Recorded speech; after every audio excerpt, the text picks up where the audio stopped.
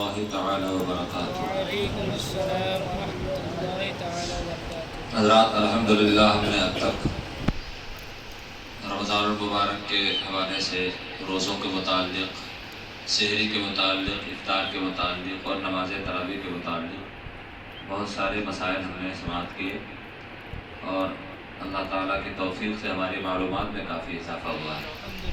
اب آج سے انشاءاللہ العزیز زکوٰۃ اور اس کی اہمیت، اس کے شرائط، کس پر فرض ہے، پورے مکمل مسائل انشاءاللہ العزیز بقیہ دنوں میں زکوٰۃ پر ہی مکمل گفتگو ہوگی، بہت باریک مسائل۔ لیکن اس کو شروع کرنے سے پہلے ایک مسئلہ کی اور تھوڑی سی وضاحت کر دوں کہ اگر کوئی امام تراویح پڑھا رہا ہے اور تراویح پڑھاتے ہوئے بھول کر وہ دوسری رکعت کے بعد دوسری 2 رکعت پڑھایا، بیٹھنے کے بجائے بھول کر کھڑا ہو گیا تو کیا کرے؟ تو اس کے لیے ضروری ہے کہ اگر اس کو رکوع تک یاد آ جائے، رکوع تک اگر اسے یاد آ گیا تو وہ واپس بیٹھ جائے، نماز اس کی ہو جائے گی۔ اور اگر اس نے رکوع کر لیا ہے، یعنی تیسری رکعت اب کر پڑھ لیا ہے، تو تیسری رکعت پر نہ بیٹھے بلکہ چوتھی رکعت بھی پوری کرے۔ تو چوتھی رکعت جب پوری کر کے سلام پھیرے گا تو 2 اس میں نفل ہو جائیں گے اور 2 تراویح کی رہ جائیں گی۔ اور اگر تیسری رکعت پر بیٹھ کر سلام پھیر لیا ہے تو وہ باطل ہو جاتی ہے، وہ تراویح کی نماز نہیں مانی جاتی ہے، لہٰذا اسے پھر سے دوبارہ پڑھنا پڑے گا۔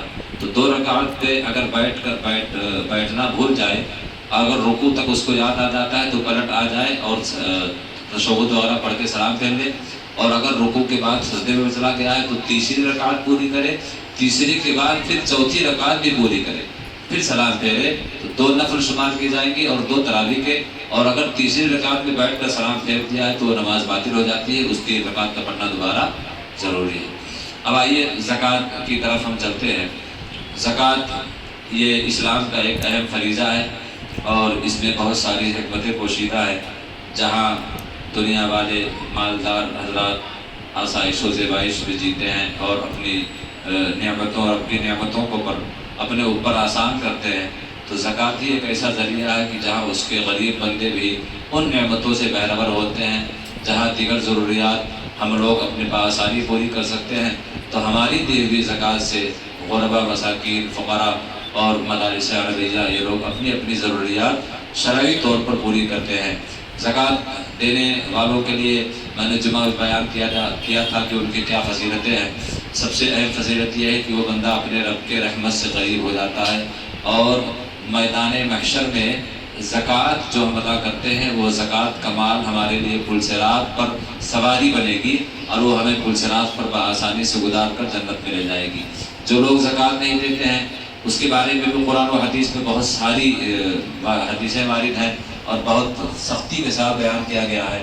ان میں سب سے بڑی جو کمی ہے کہ زکوٰۃ نہیں دینے والے کے لیے اللہ تعالیٰ قیامت کے دن اسے اپنی رحمت سے دور فرما دے گا۔ جو زکوٰۃ ادا نہیں کرتے صاحب نصاب ہونے کے باوجود، اللہ تعالیٰ میدان محشر میں اپنی رحمت سے دور کر دے گا، اور حساب کا دن جو ہوگا، اگر اس دن بندہ رحمت سے دور ہو گیا تو پھر ہمیشہ کے لیے ٹھکانہ اس کا کیا ہوگا؟ جہنم ہوگا۔ لہذا زکوٰۃ ادا کرنا چاہیے۔ اب اس کے مسائل ہمیں سیکھنے کی ضرورت ہے کہ کیسے کیسے کن کن لوگوں پر زکوٰۃ فرض ہے اور کن کن مال پر زکوٰۃ نکالنا چاہیے۔ لہٰذا آج سے انشاءاللہ العزیز مکمل مسائل زکوٰۃ پر گفتگو ہوگی۔ سب سے پہلے یہ ہوتا ہے کہ زکوٰۃ کن لوگوں پر فرض ہے اور اس کی کیا شرطیں ہیں۔ کیا سب لوگ جتنے مسلمان ہیں سب پر زکوٰۃ فرض ہے؟ نہیں، اس کی کچھ شرائط ہیں، ان تمام شرطوں کو آپ تفصیل کے ساتھ ملاحظہ کریں۔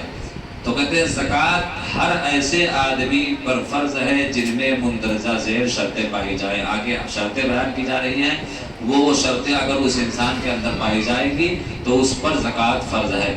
سب سے پہلی شرط کیا ہے؟ سب سے پہلی شرط یہ ہے کہ مسلمان ہونا۔ سب سے پہلی شرط کیا ہے؟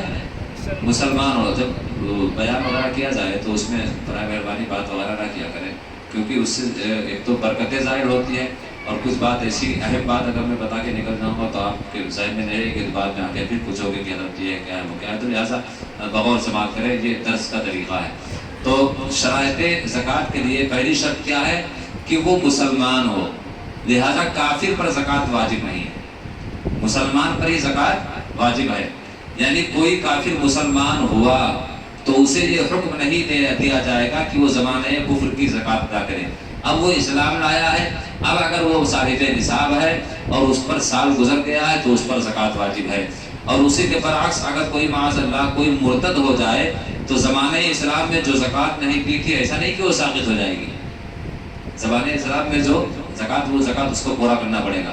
اب وہ مرتد ہو گیا تو اب اس کے ادھر سے اس کے معاملات ختم ہو جائیں گے۔ اسی طرح جو کافر تھا اب مسلمان ہوا، مسلمان ہوتے ہی اس پر زکوٰۃ واجب نہیں ہے کہ تم زمانے کفر میں تمہارے پاس اتنا مال تھا لہٰذا تم زکوٰۃ دو۔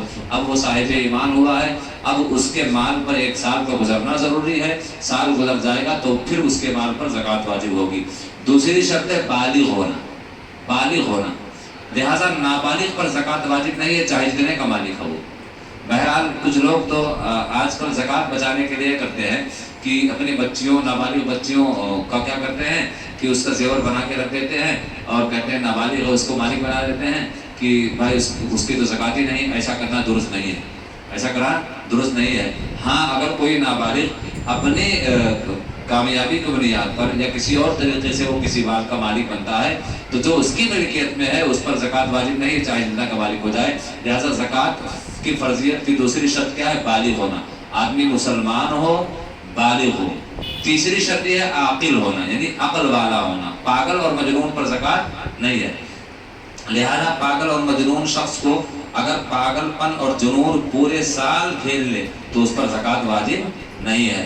اور اگر سال کے اول اور آخر میں یعنی شروع کے سال میں اور آخر میں افاقہ ہو جائے تو کہتے ہیں یعنی وہ ٹھیک رہتا ہے اور ہوش میں رہتا ہے تو اگرچہ باقی زمانہ جنون میں گزرا ہے تو اس پر زکوٰۃ واجب ہے۔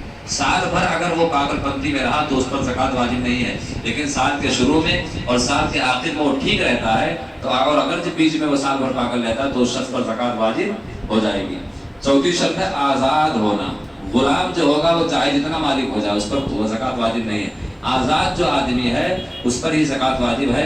لہذا کہتے ہیں اگرچہ وہ معزون ہو یعنی کسی کا غلام ہو اور مالک نے اسے تجارت کی اجازت دے دیا ہو اور وہ تجارت سے کافی مال اس نے جمع کر لیا پھر بھی اس کے باوجود اس پر زکوٰۃ واجب نہیں ہے، کیونکہ زکوٰۃ واجب ہونے کے لیے شرط ہے آزاد ہونا اور وہ غلام ہے، غلام پر زکوٰۃ واجب نہیں ہے۔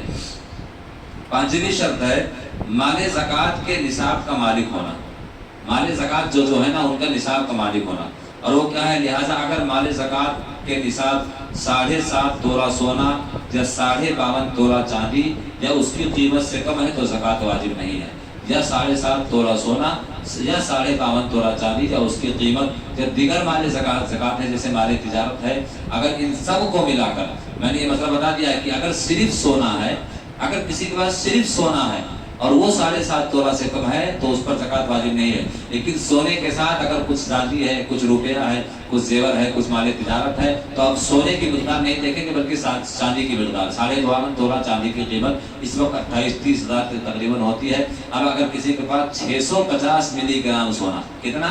650 ملی گرام سونا اور کچھ گرام چاندی مل گئے نا تو اب سونے کے چاندی کے قیمت تو تقریباً 28,000 کا ہو جاتا ہے، وہ مالک نصاب ہے، اس پر زکوٰۃ دینا واجب ہے۔ تو جو شرائط زکوٰۃ ہیں پہلا مسلمان ہونا، عاقل ہونا، بالغ ہونا، آزاد ہونا اور مالک نصاب ہونا، علی اور بھی شرائط ہے انشاءاللہ اسے کل بیان کیے جائیں گے۔ اور زکوٰۃ کے مسئلے میں آپ حضرات کو اگر کوئی بھی مسئلہ درپیش ہو تو آپ بغیر کسی جھجک کے آ کے مجھ سے رابطہ کر سکتے ہیں، انشاءاللہ عزیز قرآن و حدیث کے حوالے سے آپ کو جواب دیا جائے گا۔ السلام علیکم ورحمۃ اللہ تعالیٰ۔